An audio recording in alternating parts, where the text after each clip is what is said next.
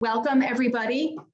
We're so happy to have you joining us here this afternoon, this beautiful, at least in Eastern New York, this beautiful summer-like afternoon. So thank you for joining us. As I just mentioned, I'm Erin Tobin. I'm the Executive Director of Adirondack Architectural Heritage. Tonight, you're going to hear from Professor Thomas Visser from the University of Vermont Historic Preservation Program, from Olivia Brazee, the Historic Site Restoration Coordinator at the New York State Office of Parks, Recreation, and Historic Preservation, and from Eric Teed, who's a photojournalist and a historic barn owner. My colleagues, Christine Bush, AARCH's Preservation Services Director, and Nolan Poole, our Educational Programs Director, are with us this evening. As with everything at AARCH, this afternoon's webinar was a team effort, and we appreciate everything they've contributed to this event. This afternoon, we're talking about historic barns, their history and architecture, the importance of retaining our historic barn stock and their contribution to our regional economy, accessing financial assistance for barn rehabilitation, and supporting the appreciation and stewardship of our region's most vibrant agricultural architecture. And thank you so much to the Adirondack Foundation's Generous Acts Grant Program, which is supporting today's webinar. And we're also presenting this in partnership with the New York State Office of Parks, Recreation, and Historic Preservation. So now I'm going to go ahead and introduce Professor Thomas Visser, who is the University of Vermont's Department of History and the Historic Preservation Program. Professor Visser is the author of the award-winning Field Guide to New England Barns and Farm Buildings, and has taught courses at UVM since 1985 in historic preservation, planning and policy, researching historic buildings and sites, history of American building technology, and many other subjects. And has written hundreds of professional reports and projects nominations to the National Register. Professor Visser speaks regularly to organizations and groups like ours on a variety of community preservation topics, and we're very happy and honored to have him with us this evening, coming in remotely from, I think you're in Burlington, right? That I am. This is wonderful. Thank you so much for the invitation. This is a real treat. You know, I've just, as you've been talking about the mission of AARCH and so on, I've been just remembering so many excursions to the Adirondacks, thinking way back when the sort of the ground was being laid for preserving Santanoni, and all the connections we've had with AARCH over the years. Of course, our colleague, former director, Steve Engelhardt, was a UVM graduate who I've known since he was a student here. He came in right at he left right when I came in. So anyway, it's been a joy to be connected with AARCH for so many years. The other little quirky thing is, yeah, we're on the other side of the lake, you know, but for whatever reason, where I live in Burlington, when I watch public television, it's only Mountain Lake. That's all we get. So it's like, I know what's going on in the Adirondacks sometimes a little bit more than I know what's going on here in Vermont, it seems. So anyway, it's a real pleasure to connect with you all. And why don't I jump right into the presentation and share my screen, if that's okay. What I wanted to focus on this evening, was something I'm calling the architectural language of historic farm buildings. This all sort of came about as a result of the research that I did for writing my book on a field guide to New England barns and farm buildings. I think what sort of got me going on that research project was that recognition from the outset that many of the sort of stylistic clues that are so helpful for understanding the history of houses and urban buildings are just not so much present when we go out into the countryside. When we look at rural buildings, we really need to look at form and function, and not so much on sort of standard architectural history clues. And what it really led to was this understanding that that sort of tension, if you will, between traditional ways of building and new ideas, innovations, really could spell out a sequence to a certain degree of how evidence of change has been left in buildings that, with a little bit of practice, we can read if we start to look at evidence of the changing technologies that have been used to make buildings. So, as I say, one of the first areas, the major areas that I'll be talking about is just kind of an overview of the evolution of timber framing techniques with a focus on barns and farm buildings. And then aligned with that is also an awareness of how the history of building materials has evolved, because almost like archaeologists, if we look carefully at nails and saw marks and details like that, we may be able to decipher the age of materials in older buildings for which we may have very little written information available. Of course, when it comes to barns and farm buildings, also we want to be sensitive to various design features and how that has changed over time. And then that's closely integrated with changing uses of barns. Often when we're talking about barns by default, especially in New England and certainly much of New York, it's almost like the default setting is a dairy barn. But I'll be talking a bit about some of the other types of farm buildings that we might see that may be sort of secondary to the main barn by focusing on their character defining features. So what I wanted to do is just lay out at a start what I'm calling here a quick guide to dating building materials from the physical evidence. So one of the things that we tend to look for when we're trying to determine whether a building may have been constructed before around 1800 would be the presence of nails that were made by hand. So hand-wrought nails would be ones that would be hammered out on all four sides. I'll show some pictures coming along, one by a nail maker. There was a rapid transition away from making nails handmade one by one that happened around 1800. It was after the American Revolutionary War. The nails that previously had been imported from huge nail making operations, especially in Britain, kind of morphed over to innovations here in America, especially for developing machines that could produce nails by cutting out pieces of iron. So we've got this period from around 1800 to 1850 when we're typically finding cut nails being used to fasten boards. And the boards were typically at that point being sawn with sash saws. And I'll talk a bit about those in a minute. Then to kind of continue this sort of sequence, during the second half of the 1800s, there was a shift to using circular saws. They were much more effective. Many of the local sawmills, water-powered sawmills, later steam-powered sawmills, got rid of their reciprocating blades, put on circular blades, and that leaves circular saw marks, and we can use that as evidence. The next thing that we often look for evidence of buildings that may have been built in the 20th century would be wire nails. This type of material changed very rapidly in the 1890s.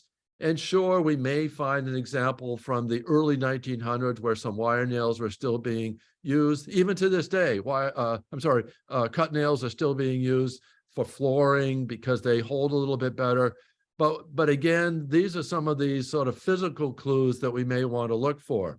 I know that, from speaking with Olivia and so on before, that we've got a sort of a cutoff date here in the mid-1940s. And so I think, one of the things that we may want to be aware of course, was in the years immediately after the Second World War, starting the late 1940s and into the early 1950s, there was this dramatic shift over to using plywood sheathing instead of using separate boards. So I think this is sort of one of these things that we may want to look for in some of these agricultural outbuildings, if we need to determine, might it be from the 50s or 60s, or is it from the 30s or 40s? It's not an overnight change. None of these were overnight changes, but these are clues that we may use to help kind of estimate the age of buildings or their alterations. So here then is just a quick chart I included in my book on barns that just kind of gives some visual representation to these various nail types. As I say, the hand-wrought nails typically have these rose heads. They're irregular. Every nail is different from every other nail. They are hammered on all four sides to a point. And again, if someone says, oh, this is a barn from the 1760s, 1780s, whatever, we would expect to find hand-wrought nails in there somewhere. If there are absolutely no hand-wrought nails, whatever, again, this is indicating it's probably from the 1800s or later.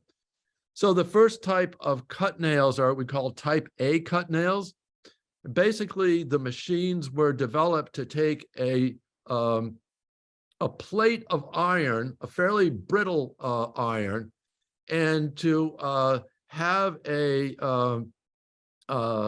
cutter come down that would sort of shear off these kind of pointed nails. And what it means is that on one side of the nail, it has a uniform depth. And then if you twist it 90 degrees, you'll see a taper. The way these early machines were made is they wiggled the plate back and forth, and then the cutter came down and chopped it. And it wasn't like slicing cheese with a knife. It's much more the sort of machine that we use. It's almost like scissors, if you will, that scissors have two planes that come together and they sort of shear off, say, paper or cardboard. The same sort of shearing action was being done with the iron. And it leaves these little tiny lips, these little burr marks. And when these burr marks are on the alternate opposite angles on these nails, this is an evidence of the early type A cut nail that dates from around the 1790s into the 18 teens. The far more common type are what we call type B cut nails, and the sort of innovation that was done in the nail making machines was to send this iron plate into a machine, shear off a nail at an angle, flip over that nail bar, shear it again, and then keep rotating at 180 degrees for each stroke, if you will. And what that does is it puts both burrs on the same side. That's how I remember it. B's, the later ones, both burrs are on the same side. Sometimes you can see it under a magnifying glass. I usually just try to hold it up to the light to catch the glint of the light on them, or sometimes just by feel. Again, the nails will be of a uniform thickness on one side. You rotate it 90 degrees, you'll see the taper, and there's got to be a rounded top and a bottom that has burrs that are sticking out together. It's really, really subtle, but once you kind of pick up on it, this then can be one of these clues to determine whether it's a very early type A cut nail or a type B cut nail. The nail making machines that are used today make type B cut nails. So it just works. As I say, by the 1890s, the development of steel instead of using iron for nails came about by advances in the open hearth steel making process and other things that greatly reduced the cost of steel, which of course is an alloy of iron and carbon and other metals in there. And the steel has this ability to be extruded. It can be squeezed through an opening, just like toothpaste can get squeezed through the opening in a toothpaste tube, and out comes this long wire. So it was much quicker, much easier, much cheaper to produce. And so almost overnight, within a year or two in the mid 1890s, there was this dramatic shift from making nails with this cut process to making them out of wire. So this, again, it's a quick way. Is it a 19th century or is it a 20th century building? You know, we look for those nails. The other thing that I mentioned earlier are the saw marks. And in this case, the sash saw marks are the result of, even the early ones are pit sawn that were done by hand. Very rare to find these. I've only seen some on houses from the 1600s and early 1700s in this area. More common as soon as the mills could be developed in rural areas on the rivers and so on, would be to have these reciprocating sash saws that would put out the lumber with these straight saw marks on them.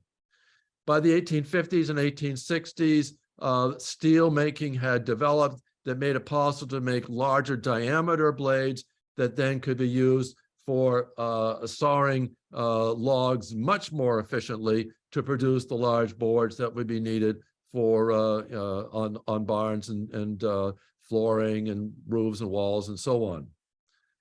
Then we can also look at post and beam framing techniques. Until the 1820s and a little bit later, most of the timbers were hewn by hand, unless it was very close to a sawmill. The other thing that we would see with these early post and beam frames is the joinery was done with mortises and tenons. The mortises are the holes, the tenons are the tongues that fit into those holes, and then a hole would be bored and a peg would be driven through to mechanically hold those joints all together. The earliest type of post and beam frames were known as scribe rule frames. And in this case, each one of these joints was custom crafted almost with a trial and error method by skilled tradespeople to make for a tight fit. By the 1820s, and certainly by the 1830s, square rule frames took over. And this was the innovation, building on the innovation of that was happening in industry of using basically a mathematical equation to determine the sizes of the timbers that were needed. Okay, it's a 14-foot timber that's 8 by 8, and here we're going to have so many inches down, there's going to be the mortise and so on. So this is what revolutionized manufacturing, and this was applied to the building trades, and it greatly reduced the time, effort, and skill level required because there was this uniform dimensions of the parts. Hand-hewn timbers, we're going to find those typical axe marks, the hewing marks of the adze, and so on. The earlier scribe rule frames typically have what are known as marriage marks, often hidden in the back, where each one of these joints would be connected. So it's almost like these Roman numeral numbers or something were used to define where each piece would fit. So here we have a scribe rule frame. Note how, if you can, in the middle there, one of the posts is much wider at the top than at the bottom. We call these gunstock posts. And again, it allowed more volume of the wood to make these connections.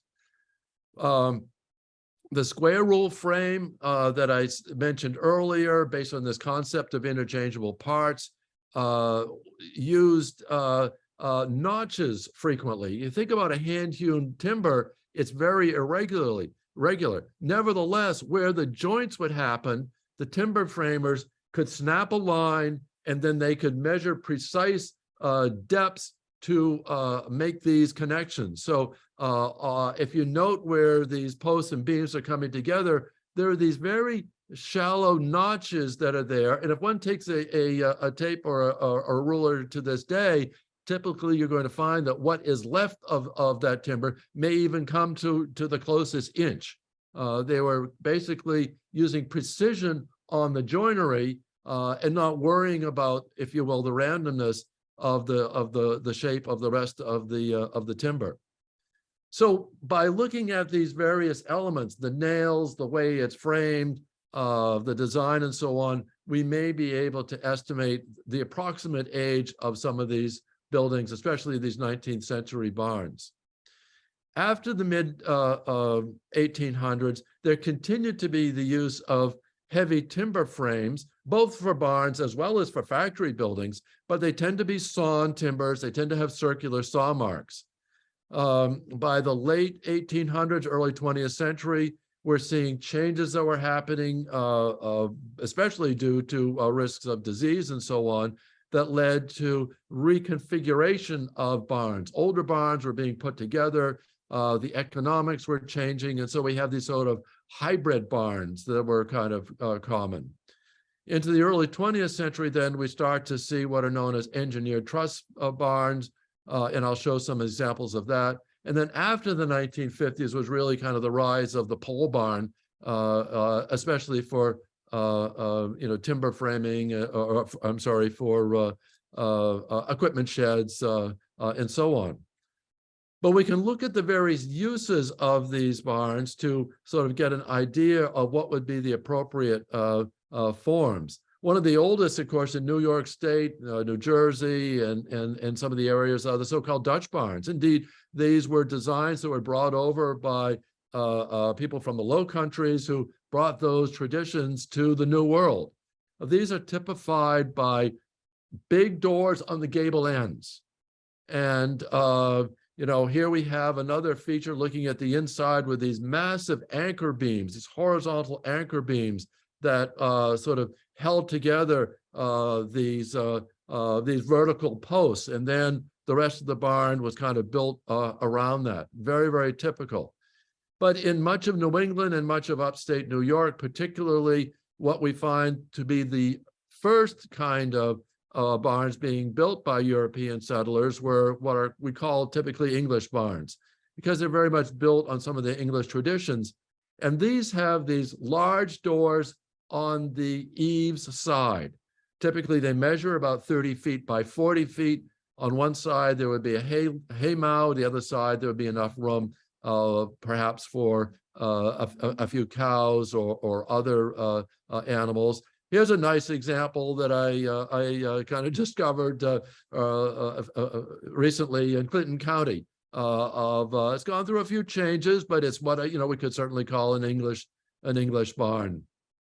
And another example. In this case, I didn't go inside it, but my hunch is that it's probably been extended, but we can see that large doorway on the eave side, and then on the left, it looks like it was stretched out a little bit, either originally or later to give it more volume. So these would be some of the first generation of barns we're going to find.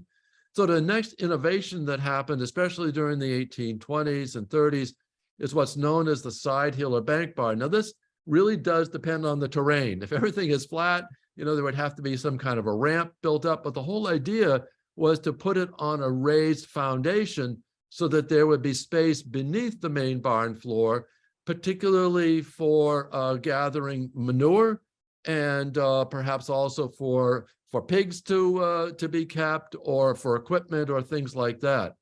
One of the big concerns, of course, was to save the fertility, if you will, of the cow manure during the winter months so that the nutrients don't get leached out, so that the manure can go back on the fields to help retain the fertility of the soil.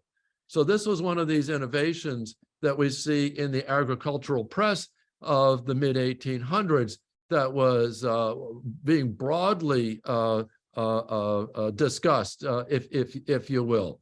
And these are wonderful publications. Typically, again, it's at a time when most Americans lived on farms. The American Agriculturalist, the Genesee Farmer, New England Farmer, these were publications that to this day, these older versions are really treasure troves of information of how the thought was evolving during the mid-1800s for barn design. So if anybody's interested in digging a little bit deeper, I absolutely encourage you to, a lot of this stuff is now online too.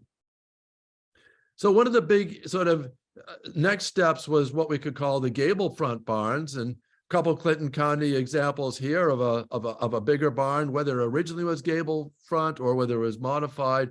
I'm not sure, I didn't go into it, but it's certainly a nice example. Here's a New Hampshire example of a circa 1840s gable front barn. Again, by the mid-1850s or so, there was an awful lot of discussion on how to make barns more efficient. The so-called model barn movement was happening. So here we see it's a gable front barn.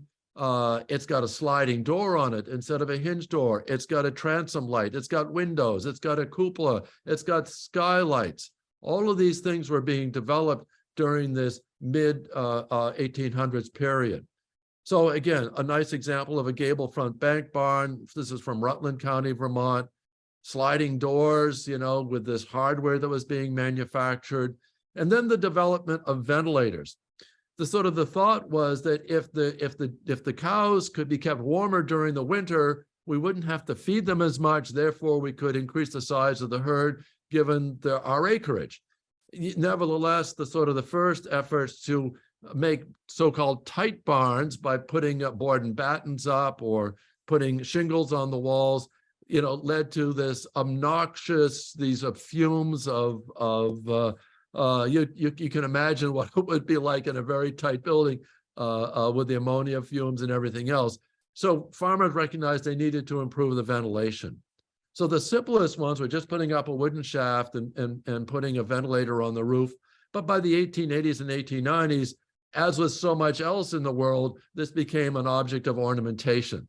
So we get these beautiful dressed up cupolas with the fancy brass weather vanes on them, during this period at the end of the 19th century.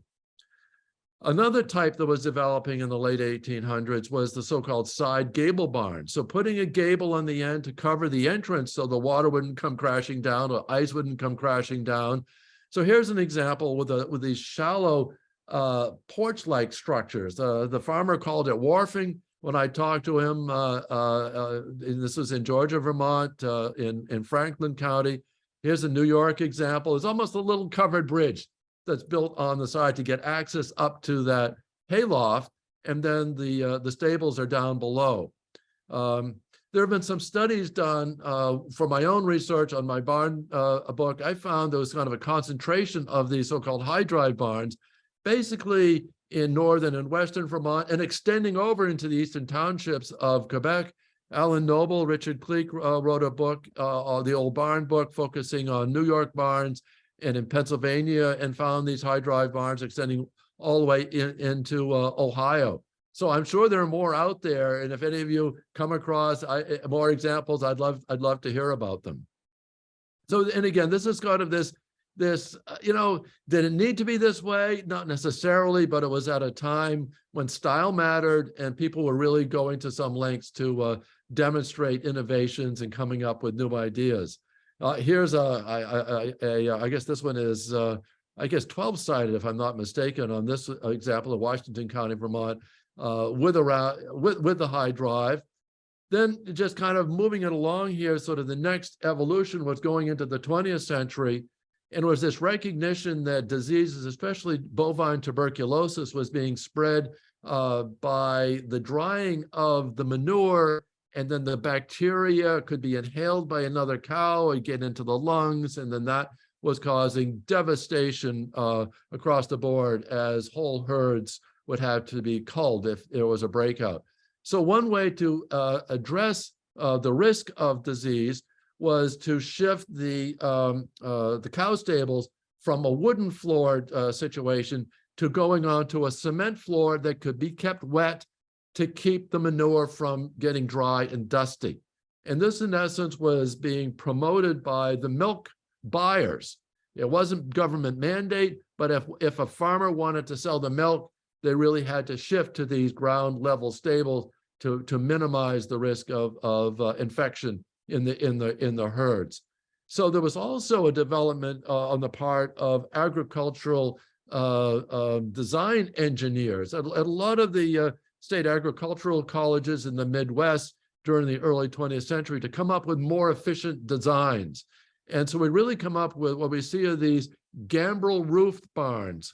And you'll find these from Maine to Michigan. They're across the country in the dairy areas, much more efficient as far as volume is concerned. And generally these are before the 1940s. So beautiful examples, as another Clinton County example here. And there's also the shift away from the ornamental wooden cupola to the steel ventilator. These were manufactured by a company, in this case, the Loudon Manufacturing Company, and we will find these all over the dairy areas of the U.S. and beyond. So here's an example from around 1944. It's a gambrel roof, ground level stable barn with these steel ventilators on the roof. Very, very typical. Inside, these concrete floors, mechanical gutter cleaners. Again, sanitation was the goal here. Wash it down daily, and use this mechanical system to get rid of that manure, get it outside, get it out on the fields as soon as possible. And then these engineered trusses inside that wouldn't have posts and beams to get in the way of the hay to be brought in. So again, here's another variation on that. Instead of a gambrel roof, it's like a Gothic arch from these kind of engineered designs from this period, 1930s into the 1940s, particularly. After the Second World War, we start to see some of the military types of structures, the Quonset hut, for example, that was being basically exported, if you will, for farm buildings. No longer is there a haymow. The cows are being fed silage in in these concrete stave silos, and grain that's being kept in that wing off of the Quonset hut. So how are we doing on time? Do we want to move along? I'm checking. Yes, I think maybe a couple more minutes. Okay, fine. Well, I wanted to just in the next minute just talk about some of the other buildings that we might see on barns, not just on farms, not just dairy barns, because these really do add sort of the interest, the texture, and sometimes these are the most vulnerable outbuildings. They also may be outbuildings that are really suitable for adaptive reuse and taking advantage of the tax credits and other incentives out there. So, equipment sheds, for example.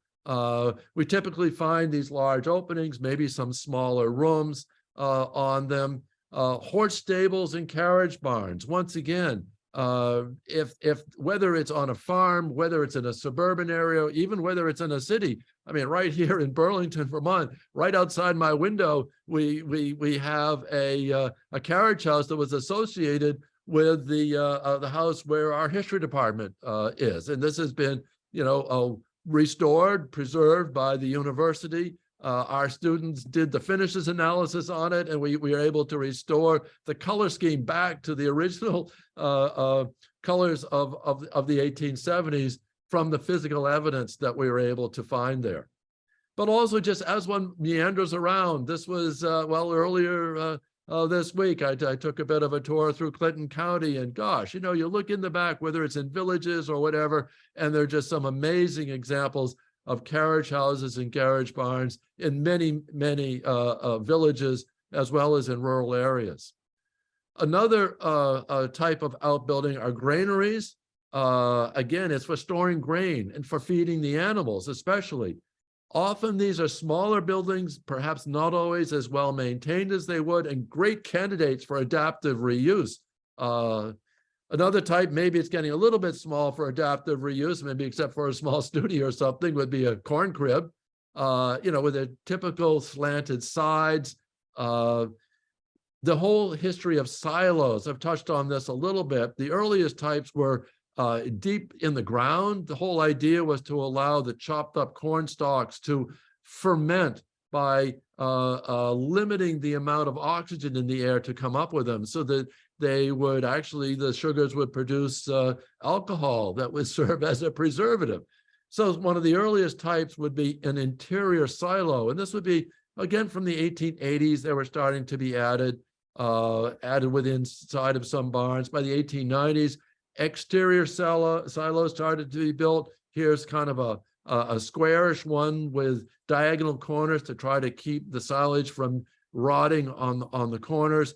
But by the 19-teens, the stave silo, the wooden stave silo, became a very, very common type. This is great. Basically, it's a great big wooden barrel with iron or steel hoops in these long strips of wood that would interlock to hold it all together. Another type would be a tile silo from the 1920s and 30s. And then by the 1950s and 60s, it's a stave silo, but the individual pieces are made out of concrete and all held together with these big loops. Another type of outbuilding would be sheep barns. Relatively rare to find sheep barns because of sort of the dominance of dairying in many, many areas. One of the example that I did come across in Washington County, New York, was this. The farmer took me out and showed me around and showed me upstairs. It has a wonderful plastered space on the second floor where the wool would have been kept. So the barn on the main floor, it would have been used maybe for the lambing as well as for the shearing and so on. And we may be lucky enough to still find a few survivors of these. Chicken coops, hen houses, sometimes they were attached to barns, sometimes they were freestanding. Windows are typically a character-defining feature.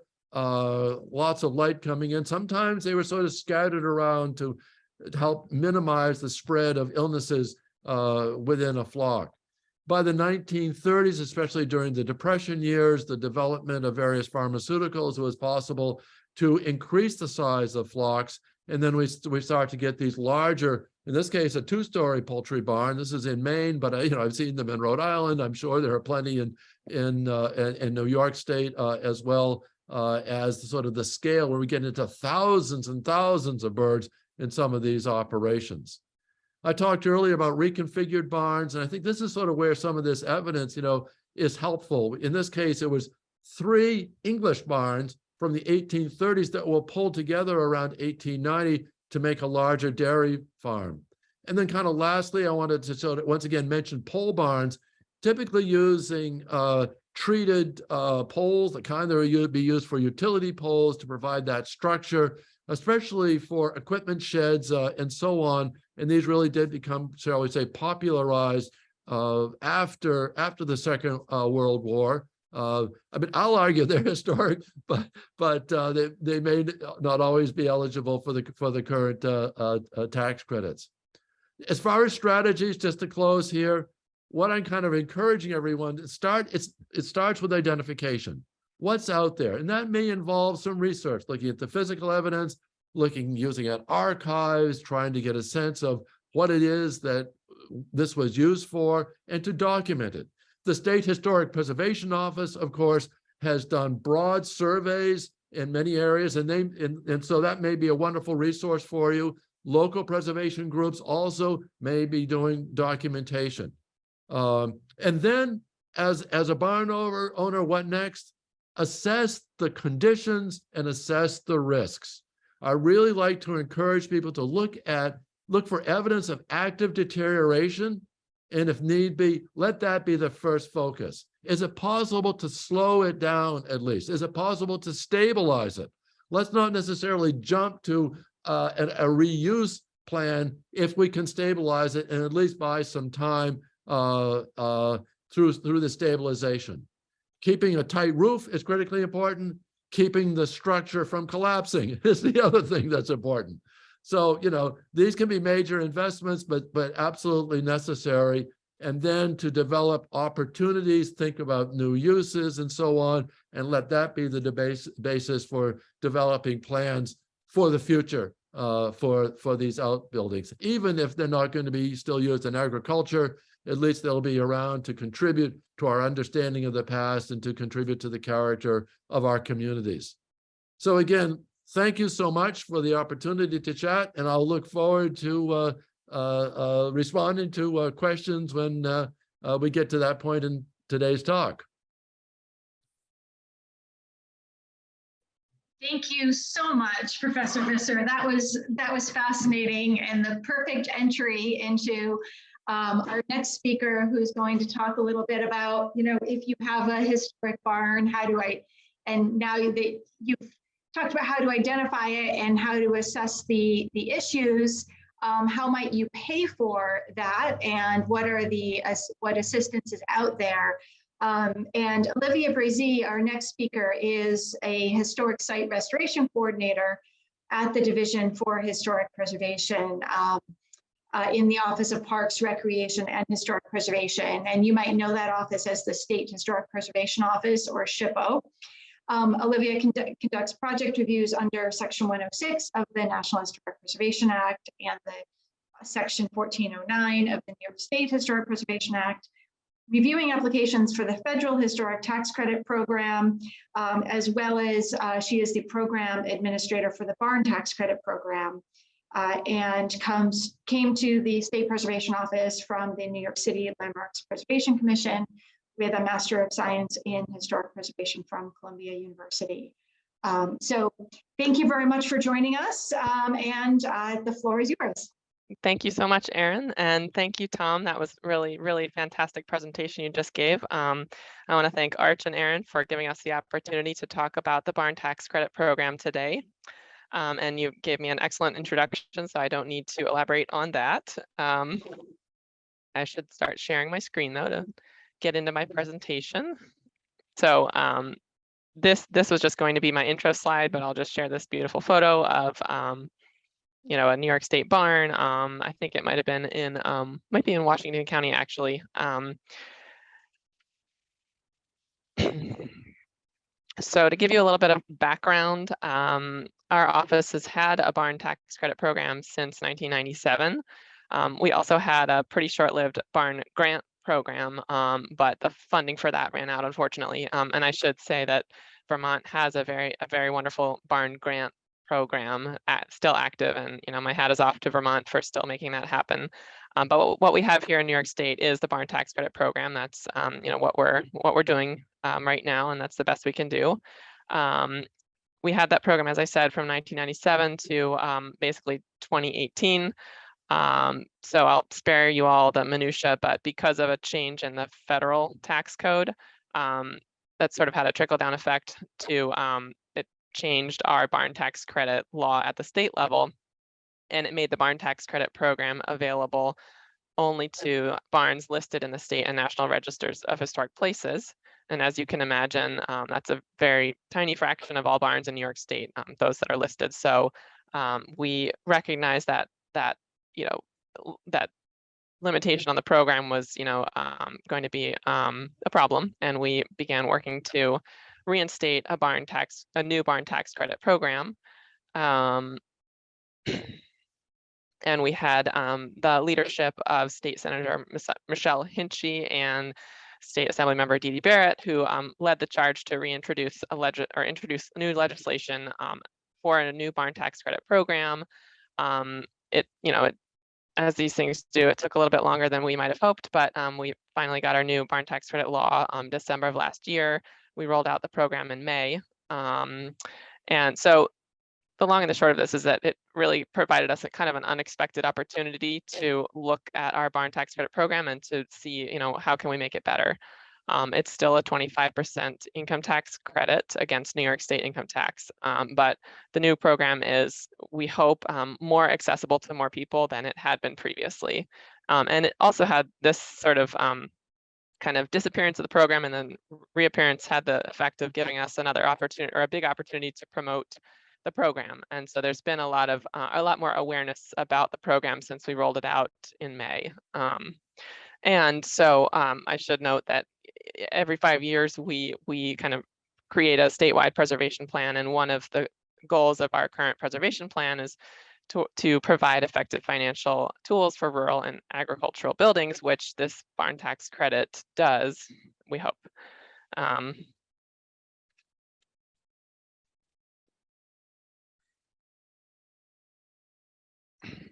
So I'll jump right into the program qualifications for the barn tax credit. The barn owner must be a New York State taxpayer. The barn must have been constructed prior to 1946.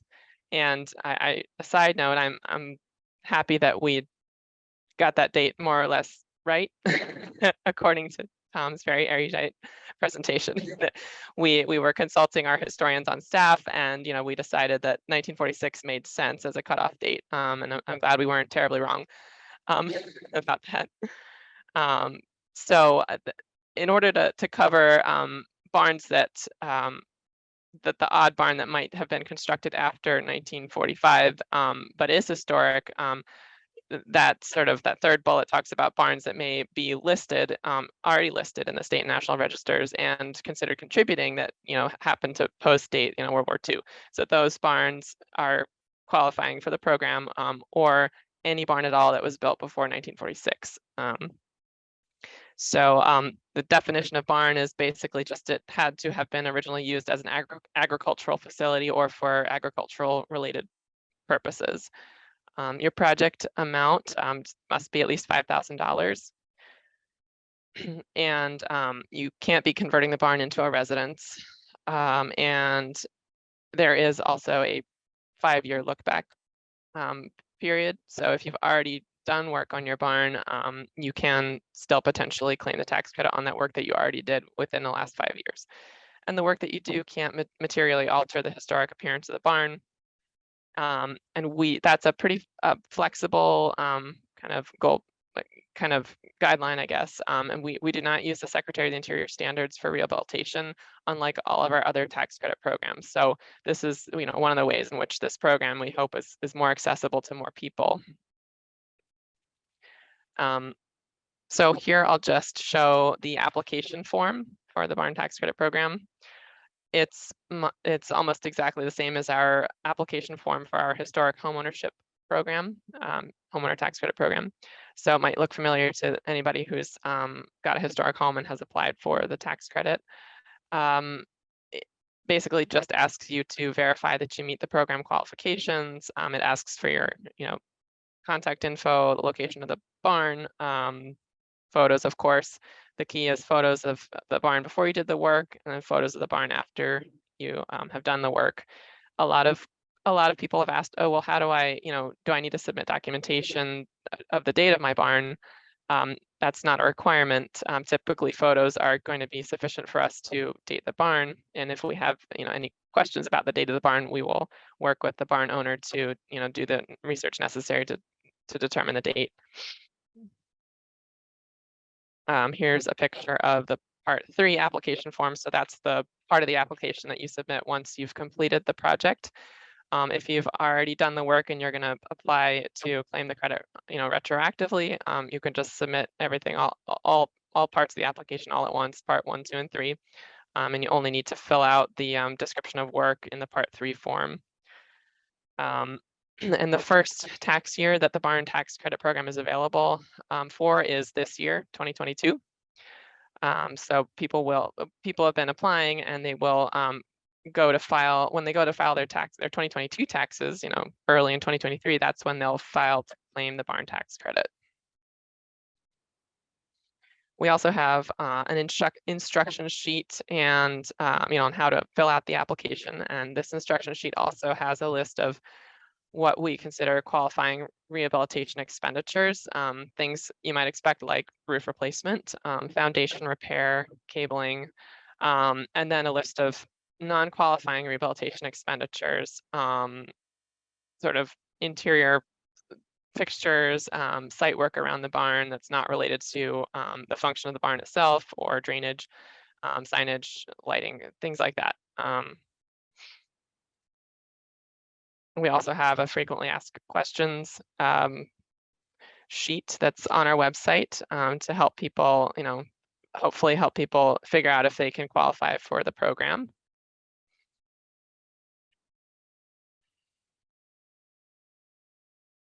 And here is my favorite part, where I get to share the program activity to date.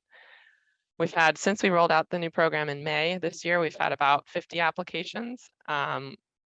We have approved roughly $1.5 million worth of rehabilitation costs. So that represents about $395,000 worth of tax credits. And we've had projects as small as, barely crossing that $5,000 mark, and as large as, over $150,000 for true restorations. So it's been a real pleasure to see all of the barns that have come through and all of the projects that people are doing. As you might expect, a lot of roof replacements, just the basics. But then you've had, we've also seen, like I said, meticulous restorations, and in one or two cases, actual reconstructions. And here's one beneficiary of a restored barn. This is Flappy the chicken, for everybody's amusement. And with that, I will end my little spiel, but I'm happy to answer questions. I'll stop sharing now. During the Q&A on, the ins and outs of how to apply for the barn tax credit.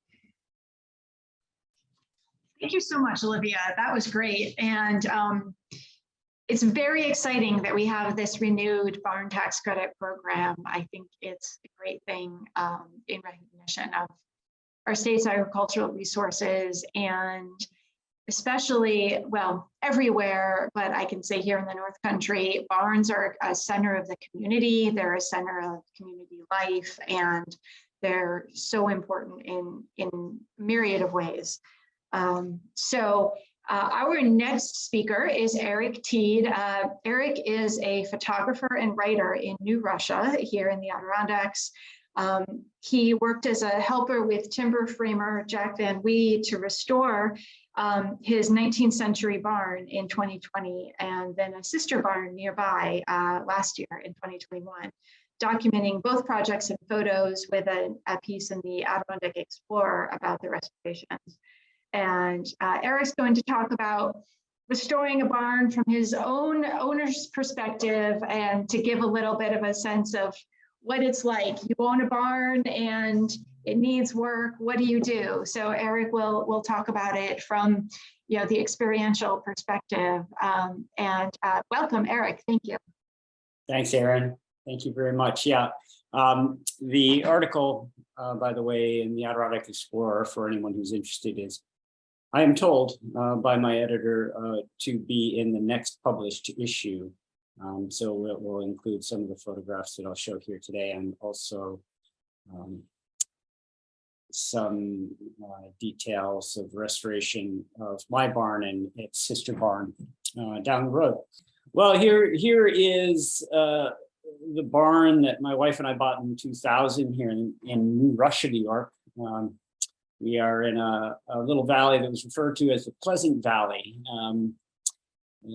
shadowed from western weather by the giant mountain wilderness and Rocky Ridge Peak, and just to the east is the Champlain Valley foothills. And this place was settled in the early 1800s by the Bishop family, who came across the ice from Moncton, Vermont. So this barn, as it was a project on our list, and it took us 20 years to get there. It was clear from the very beginning that it needed love. Some efforts, as is always or usually the case, had been made over time to keep the barn together, to shore it up. But it was in need of love. And sometimes, as you know, I've found the hardest part may not be the money. It is finding a qualified craftsman to do true post and beam restoration. And so the barn is, and Tom, please, if I am in error anywhere here, or you have something else to add, please do jump in. It's an English barn. It measures 30 by 40, and the bay spacing, for anyone interested, was 11, 12, 17. And it was beginning to fall down. It is on the interior of that barn, many, if not most, of the posts are hand hewn, and some of the pieces, upper pieces, are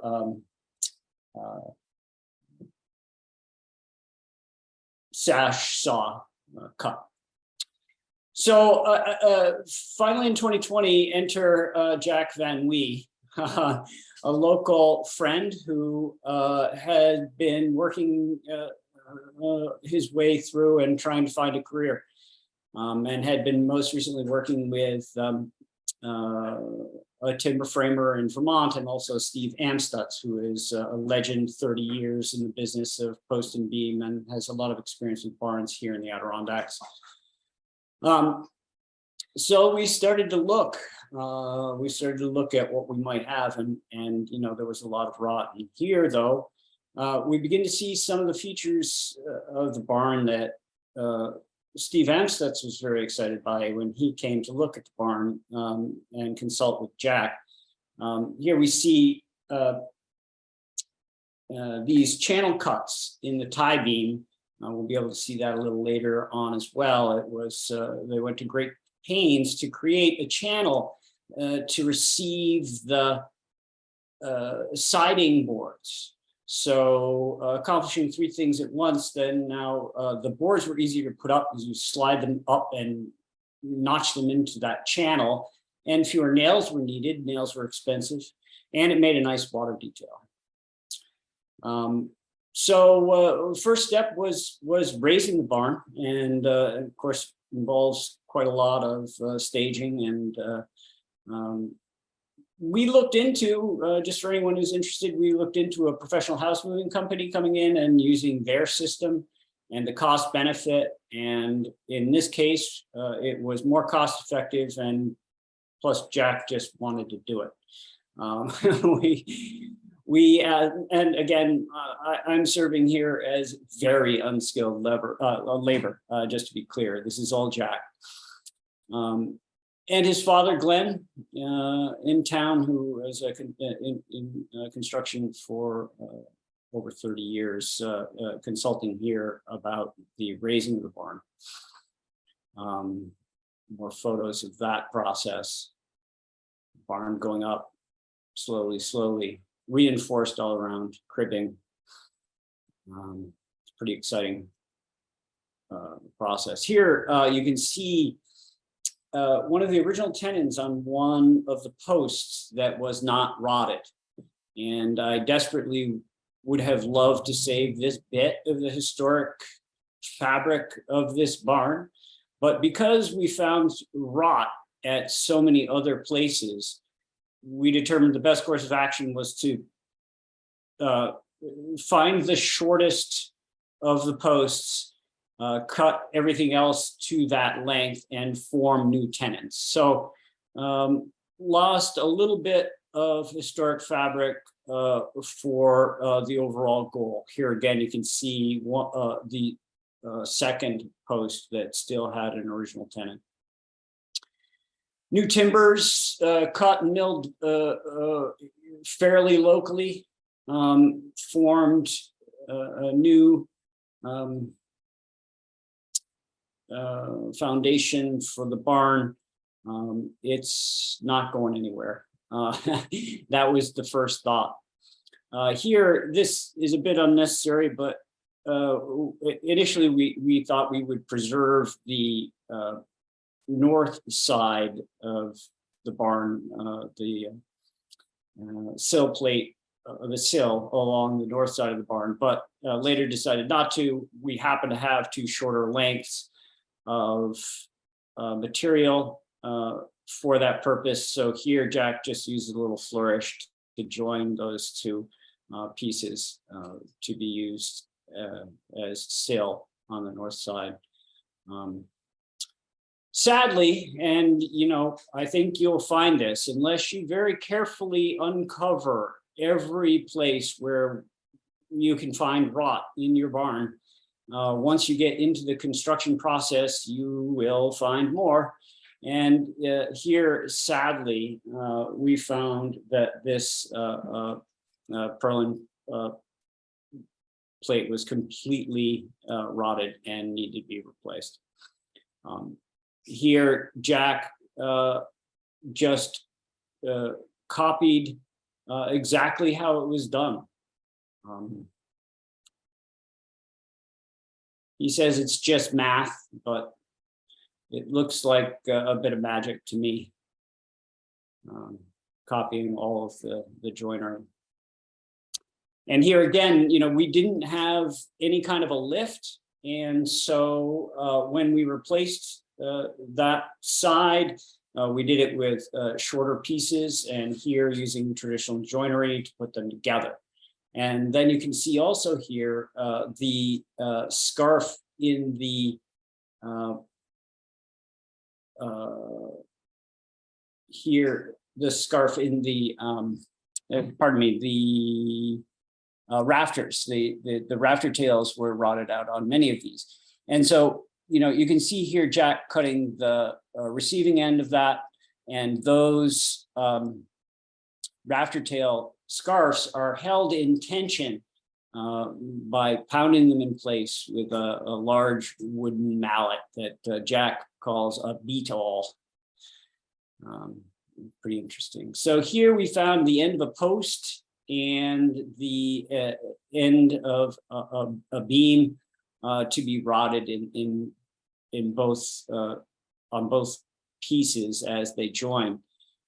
Jack came up with a plan. We didn't want to cut the beam above because it was in good standing and it was 40 feet long. So Jack came up with a method to put that together, and it involved this fairly elaborate piece of joinery. And that was pounded in place and became part of the structure. Here you can see, as Steve Amstutz said when he came by, what we can see here is that there are queen posts off the tie beam that go up to 2 long purlin plates, and that construction, according to Steve, is rather uncommon for here in the Adirondacks. Normally, Adirondack barns have more of a sway back, and this purlin plate queen post system tends to keep the roof pretty tight. Here you can see as we began to finish, you can see some of the details. We elected just to do sonotubes. It was the cheapest, easiest thing to do for the foundation. The sills rest on sonotubes there. And we chose to highlight what was new and what was salvaged, just to be honest about the repairs. And every piece of siding or roof sheathing that was salvageable, we took down, cleaned, numbered. And actually on that wall, you can see some of the sheathing that we're using there is actually repurposed sheathing from the roof. There's that joint that Jack put together. Here's some more details. Some of the corner braces were replaced, and corner braces were added at the bottom by Jack just to provide a more sound structure for the barn. And here's a good place to see that elaborate repair that Jack did, and sometimes a couple of pieces of steel is what is required, and I'm all in favor of showing that off. There's no need to hide it. This is what is being done to preserve the original fabric of the barn. Just another detail, some more details. Nice. We found this little heart cut into the sheathing, the original sheathing at the end of the barn, gable end of the barn, and there was a board that was covering it. At some point, someone was trying to keep out the birds, and we pulled it off. And here you see actually that one of the posts, or 2 of the posts on one side, were somewhat rotted, and so we had a decision. We could do a traditional scarf, traditional joinery to scarf in a piece, or in this case, the best option just in terms of cost, and with the added benefit of preserving as much of the original material as possible, Jack just crafted a block and glued and screwed it in place to replace the rotted portions of that post. Here's the barn as it was completed. Just board and batten siding. I don't know. At some point, I'll coat it with something. People ask me, what are you going to do with the barn? I said, I don't really know. I just want to preserve the barn. Yeah, but my wife tells everyone I'm just going to fill it with boats, which is currently what's going on. But you can see on the gable end there the detail that's created by the channel cut in the tie beams in the gable end that creates a nice water detail, as well as being clever in all sorts of other ways. Yeah, just a detail of the drainage and the ones and dust that we put down. Well, so while we were doing that, a neighbor stopped by and said, "Hey, Jack, could you come and look at our barn?" So just down the road, the Gilligans owned 500 acres or so in and around the same time period, and we found this barn. This is actually 3 barns, and the original barn is in the far corner. This is it from the other side, what remains of it. So Jack began to investigate and was finding a lot of the similar characteristics.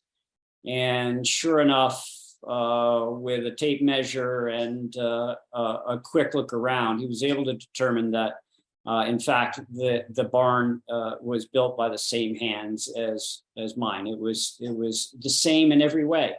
The only difference is that in some of the pieces in my barn, we are able to see more sash sawn pieces, and here the majority, if not all, were hand hewn, and that may simply be a fact of time. Maybe this was first, but it also may be a question of proximity to a sawmill. My barn is directly across from the Boquet River, where there was a sawmill. The bishops created a sawmill.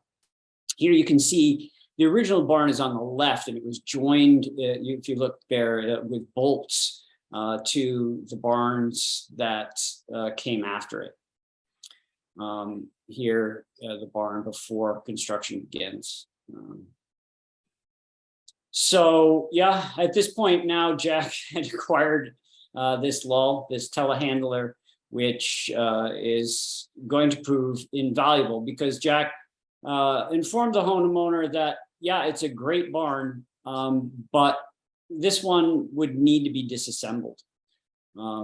It was too far gone, and the only way to really put it back together was to free it from those other barns.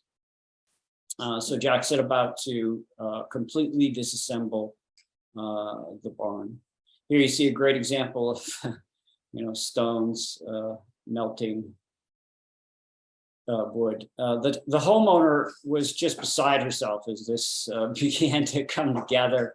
She bought this property 30 years ago.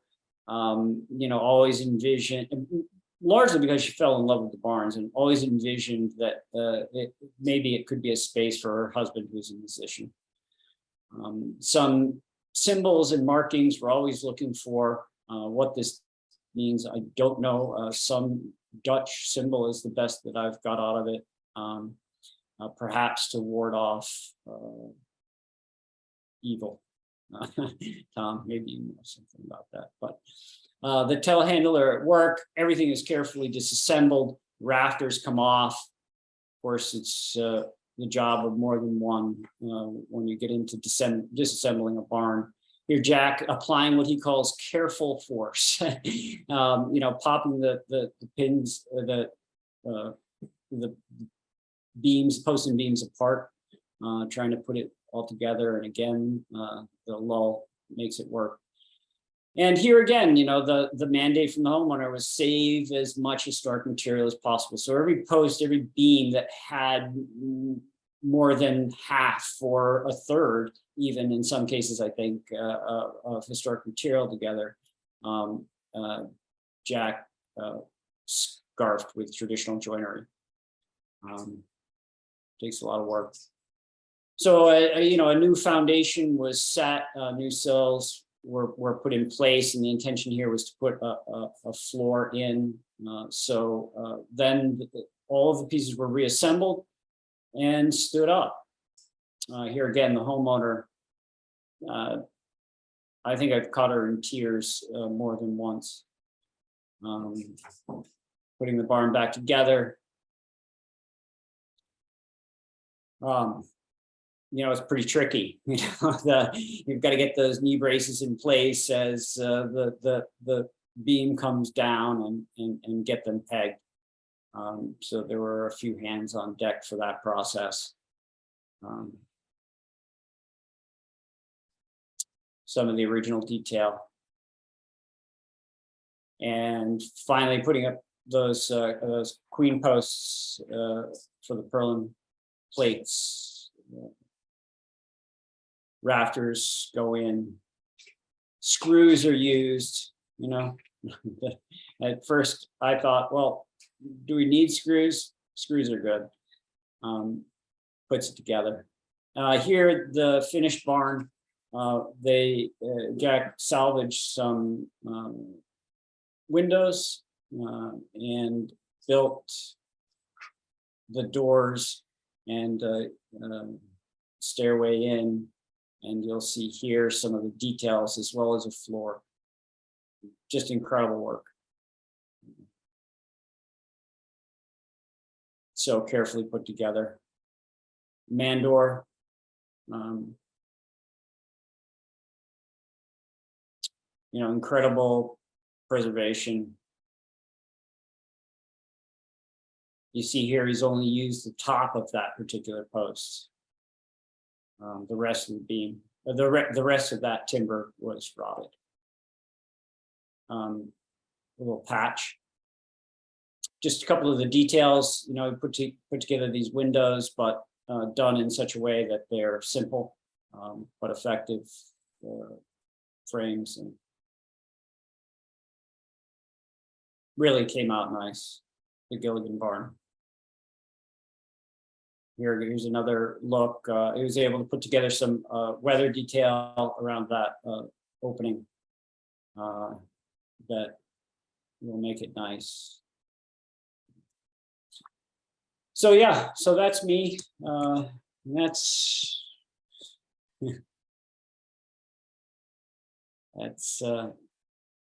what I was able to put together. So thanks. Thank you so much, Eric. That's those are both such remarkable projects, and having been out to both your barn and the Gilligan barn earlier this year, it was great to see it completed and all of the work that went into it. These are remarkable buildings and parts of our community and our landscape. So we do have some questions. A few of them are for you, Olivia, and about the barn tax credit program. And so the first one is, you know, the credit can't be used for residential conversion. Are there any other restrictions on use in order to take advantage of the barn tax credit? Yeah, no. The residential use is the only specific use that's called out that's not, you know, eligible for the barn tax credit. But there's a second part to that answer, which is basically that, you know, whatever use you might be proposing or, you know, putting into your barn, the changes that you make related to that use can't, you know, kind of cumulatively change the historic appearance, you know, so much so that you wouldn't really understand that it's, you know, a historic barn anymore. So, but that's, again, it's, you know, we review everything case by case, and every barn is different, and there's definitely room for change and alterations. But that's kind of a longer answer to your question. But yeah, so we've had certainly like venues, barns being used as venues, barns being used for cideries, things like that, uses that are more contemporary ways in which people are using their old barns, and they've been approved. So. Terrific. That's great. It's wonderful to have the program be so flexible. I think that's important so that it gets used. So there's two other questions about that. The barn owner labor. If you own a barn and you're working on it, does that count as a qualified expense? Unfortunately, no. Cost of materials does count, and obviously hired labor does count, but your own sweat equity, unfortunately, that's just a labor of love. Right. And what's the typical application review period that a barn owner can expect? We review every application within 30 calendar days, and that's across the board for all of our tax credit programs.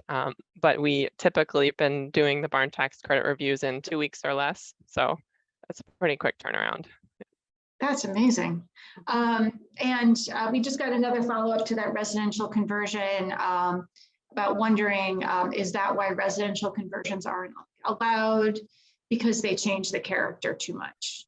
Typically, yes. In a residential conversion, you would have to add a bunch of insulation, windows where there might not have been any. Obviously, building systems like, electricity, plumbing, mechanical.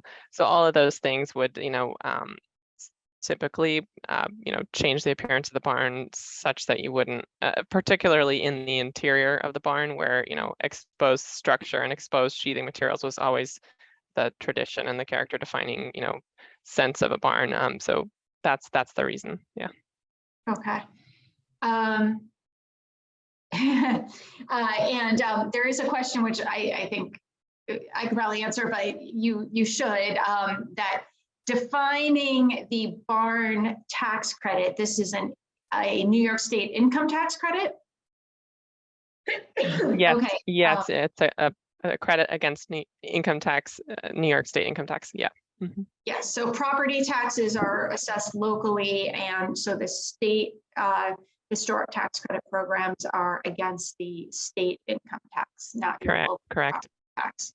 And then I had a question about defining agricultural use as in the building's prior history and carriage houses. Would Tom showed us some carriage houses. If it was a carriage house where horses lived and were fed, would that count as an agricultural use? Yes. Yeah, carriage houses do qualify. Yep. Okay, even if they're in a city. Mm-hmm. Yep. Okay. And okay, now I have a couple of questions. Well, one, this might be for you, Eric, although I'm not quite sure. It's the question of where can I get a jack? Yeah, good luck with that. I mean, I think that y'all want a jack. I think that this is one of the most common questions that is going out, and it's typical that people are having difficulty finding finding timber framers who are available to work on and interested in working on historic barns, or a timber framer at all.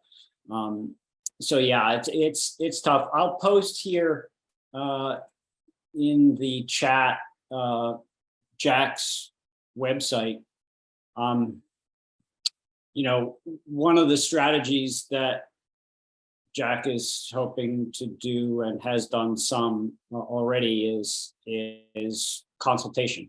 So if you have a skilled tradesman who not necessarily been involved in working on historic structures, or maybe is not even necessarily a timber framer, some on-site visit and guidance, or perhaps ongoing guidance, could be had from someone who is skilled and experienced. It's one of the things that Jack's offering. But I think that also the New York State Barn Preservation Society is trying to put together some more resources to address those needs. Right, Olivia, can you help there? Yeah, so we, as a state agency, we're not allowed to make recommendations for contractors or firms. However, we typically put people in touch with Jana Rudler at the Preservation League of New York State, which is the statewide. Preservation League of New York State. Yeah, Preservation League of New York State. She's the technical and grants person, and the person, the barn the barn preservation person at the Preservation League. And she is able to give, connect people with local resources in that regard. So we typically send people to Jana Rudler at the Preservation League. Yeah. And she may help, but I think that anyone facing this is, going to have to do a lot of local groundwork to try to find someone, because people who are skilled and sensitive enough to be doing this work are few and far between. And, she, I know, has been having trouble with those recommendations, just in terms of keeping track of them and who is actually available or not retired or otherwise. Yes. So we have a multi-part question here in terms of that may be a separate consult with you, Olivia, on kind of how much history is needed in the barn tax credit application. Do you wish to see how the barn is used now? And this is, I think, helpful. If you don't have line itemed bills, they're process billing records. What kind of detail do you need for the barn tax credit application? Yeah, thanks for this multi-part question. It's actually pretty straightforward, the answers. You are not required to provide any documentation of the history of the barn in your application. If you'd like to, that's fantastic. We'd be happy to read it. We don't, we also don't ask you to say what the current use of the barn is, other than checking the box on the part 1 application that says, is it going to be converted to residential? Yes, no. Or has it been used has it been in residential use within the last year? Yes, no. So those are the 2 things. But other than that, the application form doesn't ask you to say what it's being used for. Often people will say, though. And we also do not require that you submit the bills and invoices. That documentation is for you to keep in your records. We recommend that you keep them, obviously, in case of an audit. So yeah, that's the answer to that part. And then, yeah, the last question is for Tom. Yes. Yeah, there's a question, I guess, they're looking to date their barn. I guess I think it's a circa 1850s English bank barn. It has a fully intact granary inside on the 2nd floor. I guess he's asking for help dating the barn. This is a kind of a wonderful opportunity to sort of reflect a little bit on the history of that barn and that farmstead. I think one general trend that we saw through the 1800s in many farming areas was the shift from using oxen as the main motive power to move things around to using horses, and that sort of came about more towards the late 1800s, 1870s, 1880s. And I think you raise sort of the fascinating question here as to whether or not the presence of the large granary in the barn that you mentioned there might have actually been a reflection of the shift from oxen power to horsepower on the farm, because again, the horses need the the horses need the grain, and for that reason we're often seeing these granaries being built somewhat later, or these grain storage facilities, just because of the volume of material that would need to be fed to keep these big workhorses going. Another potential source, an archival source that might help to answer this question, is the agricultural census records. Now, these were done by the federal government. I'm not sure in which archives they may be available. They're typically recorded county by county. There may be at some state university in New York or other. Unfortunately, in my experience, I haven't found any, certainly for Vermont, that are online yet. They haven't been digitized. I rely on the University of Vermont library for the Vermont ones. They're typically still on microfilm, but what they do is they include these survey records for each farm, 1840s or around 1840, 1850, 1860, 1880, and they'll actually have the name associated with the farm, and then how they don't talk about buildings, which gets kind of frustrating, but they will say how many oxen, how many cows, how many sheep, how many horses, and so on at that farm. So one can compare the names with what may be on a county map, say from 1870, look at the 1870 census and so on. And this is kind of one of these archival approaches that we can use to dig in a little bit deeper to answer some of these questions. But let me just say while I'm here, Eric, what an amazing project that was. What an amazing process. And thank you so much for sharing all of those details. I mean, the craft work that was done there, the sensitivity to preserving as much as possible. I really think what you've recorded there, hopefully, is an inspiration to many young people, to say, look, there are a lot of old buildings out there, and this is an area for which there is a future. It's tricky. It's certainly not working in a factory, a lot of decision making, but to get even gathering up some of these traditional tools that have been used to sort of develop those trade techniques. It's really an outstanding project, or projects that you've been able to document there. So thanks so much for sharing with everybody. Thank you, Tom. I was more interested in yours, but there you go. Thanks. But yeah, and yes, and as Jack says, I'm young and I like to lift heavy things, which is part of it too. Which is another reason why it would be nice to see more young people involved. Certainly, I would agree. Eric, while you're on the floor, so to speak, there is a question about kind of the general cost of this. Yes, absolutely. Yeah, we spent around $35,000, including tax and labor. But given it was Jack's first job, I may have gotten a bit of a break there. And certainly materials have skyrocketed, doubled in some cases. But we spent about $35,000. And we will be eligible for the tax credit. Thank you very much. Great, which is a great lead into the next question, which was how long can you go back in terms of the tax credit? Is 12 years too far back?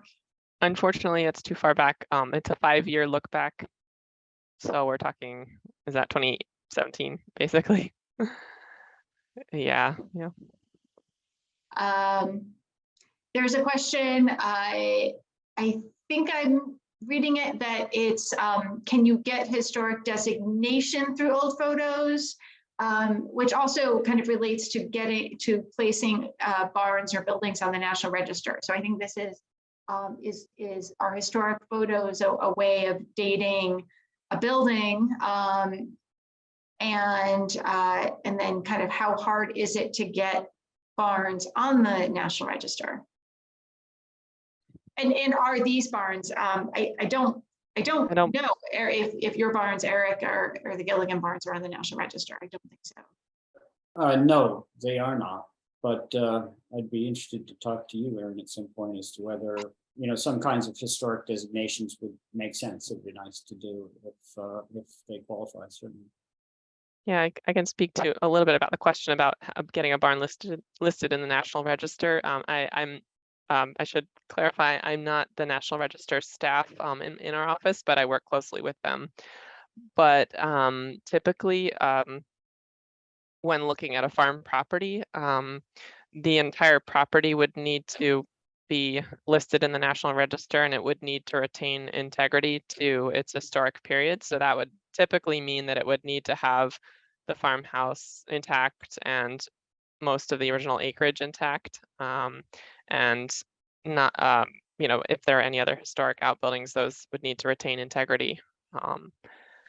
That's typically what I've understood in terms of listing farm property. So it wouldn't be just the barn itself that would be listed. And in terms of Eric's question about the benefits of listing, well, so the benefits of listing in the National Register are primarily eligibility for tax credits. I should say that our other tax credit programs aren't as good as the barn tax credit. They're only 20%, 20% for commercial use, 20% against your state income tax owed, and then 20% against federal income tax for a property that's in commercial use. So the National Register listing is I guess foremost an honorary designation. I would also note, well, this is getting into the weeds a little bit, but properties that have been reconstructed in terms of you know, a certain percentage of new materials may not be eligible, but that's not exactly my area of expertise, but that would be a consideration. And I just want to underscore that designation is not a requirement of this program, as Olivia said. Right. You know, it's the age of the barn, and if you don't know how old your barn is, you know, there are resources out there to help you, including AARCH and I'm sure the State Preservation Office and Preservation League of New York State. We put some links in the chat there. There's also the link to the New York State Barn Coalition, which is a collection of volunteers and professors and consultants and the Preservation League. And so there are resources out there if you need some help. There's a question about, for you, Tom, about a source that sells sets of nails representing each period. Yeah, that's a great question. And hi, Susan. Susan was one of our students here. Wonderful to connect once again. You know, I think the issue with nails, there are two basic types that are available, and they're available virtually, you know, at any building supply place. There are wire nails and there are cut nails. And I think, I mean, the Type B cut nails are still available today. As I say, they're often still used for flooring and so on. I tend to sort of encourage people to use contemporary fasteners for the most part, as you know, as Eric was suggesting, it provides evidence of the time of the intervention, and it helps to make a distinction between, shall we say, historic material and contemporary material. And by doing this, rather than trying to, shall we say, intentionally early something up, it maintains the legibility. And I know it's sometimes I've certainly seen some projects where efforts have been made to recreate hand wrought nails and something, and well, you know, maybe for some display, but for a general purpose, I tend to encourage, like I say, the use of contemporary fasteners and just let that intervention be legible. Obviously, if it's possible to retain as much of the older material and to reuse it, that would be great as well.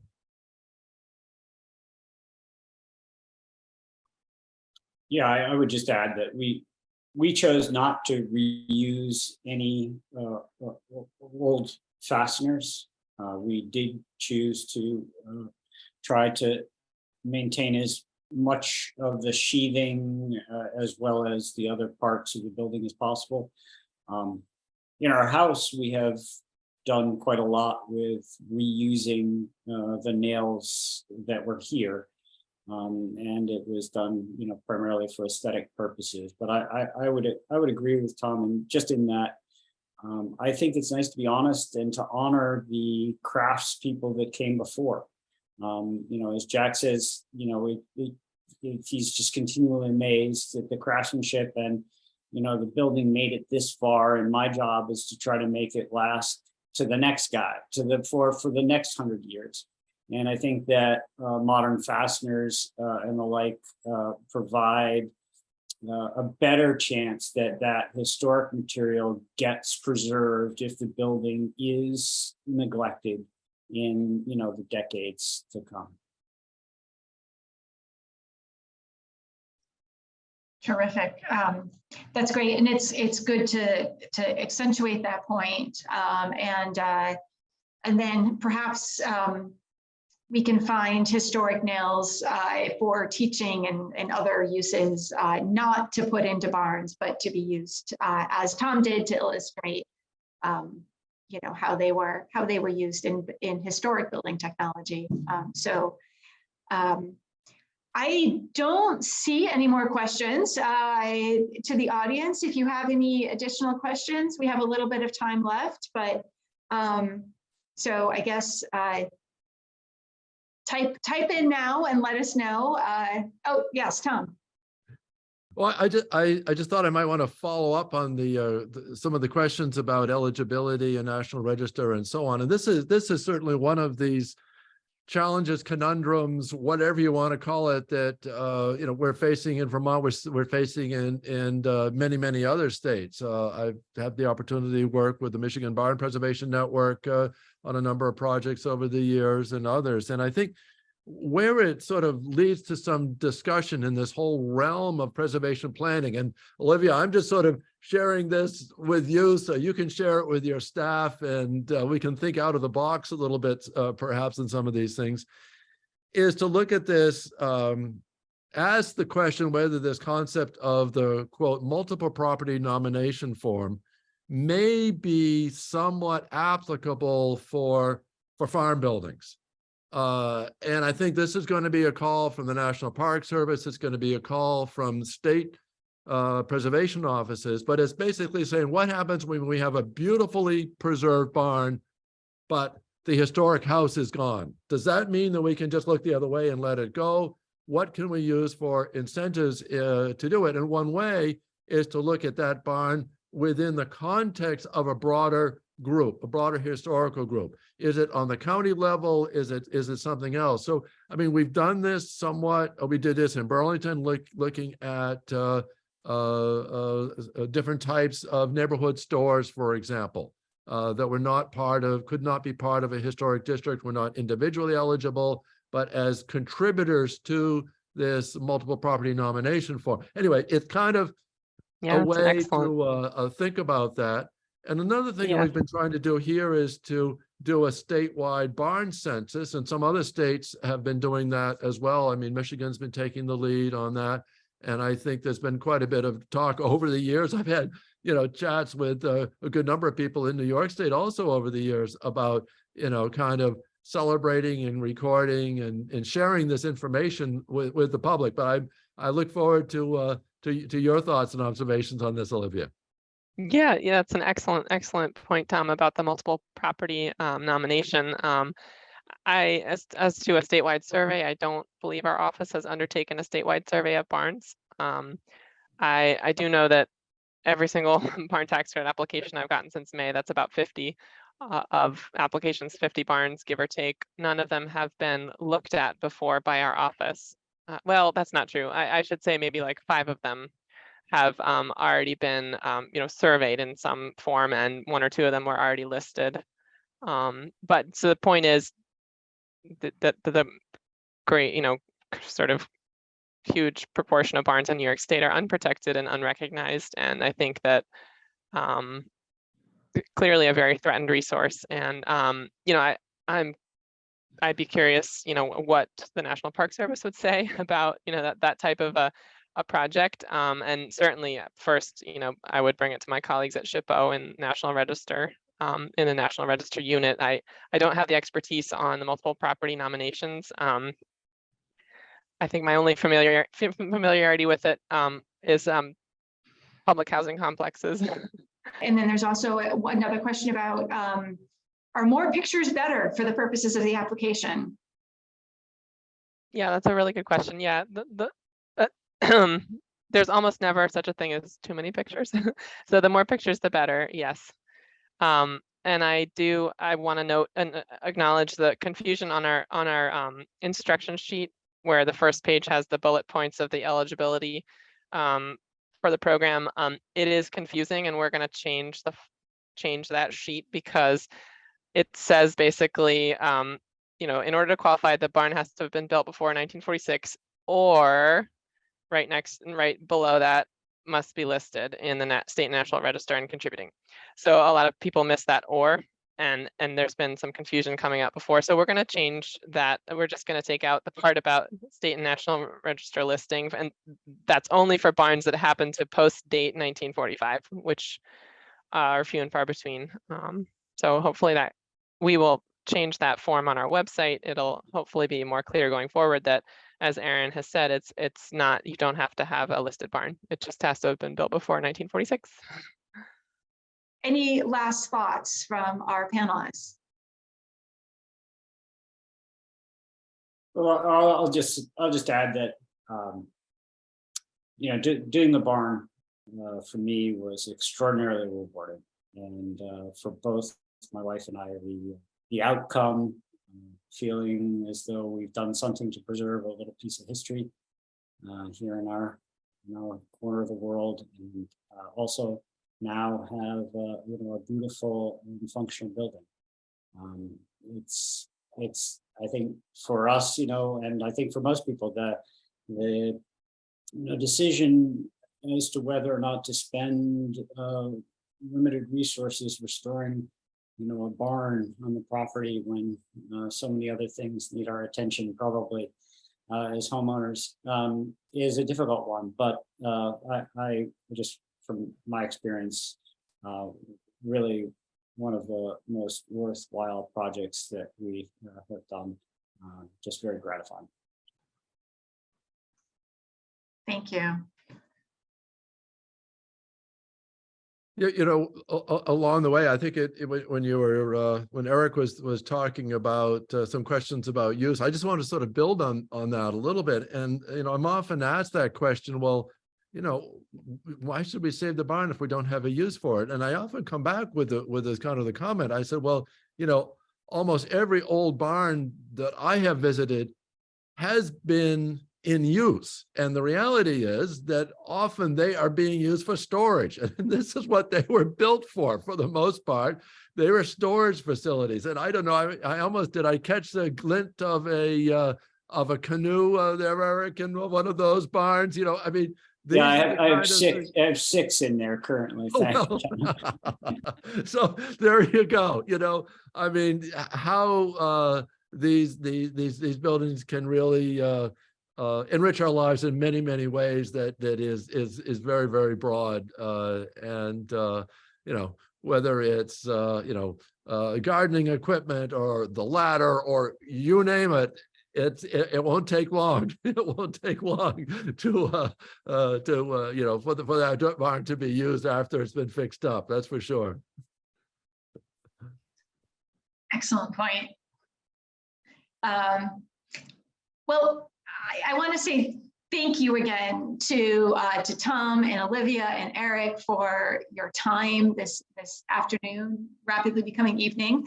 And thank you to everybody who has joined us, and to my colleagues, to Christine and Nolan, who've been supporting in the chat and help put this together and promote it. Thank you all. Have a great evening. Thank you, everybody. Thanks, Aaron. Have a great night. Thank you. Thank you, Olivia. Thank you, Tom. Thank you, Eric. Thank you all very much.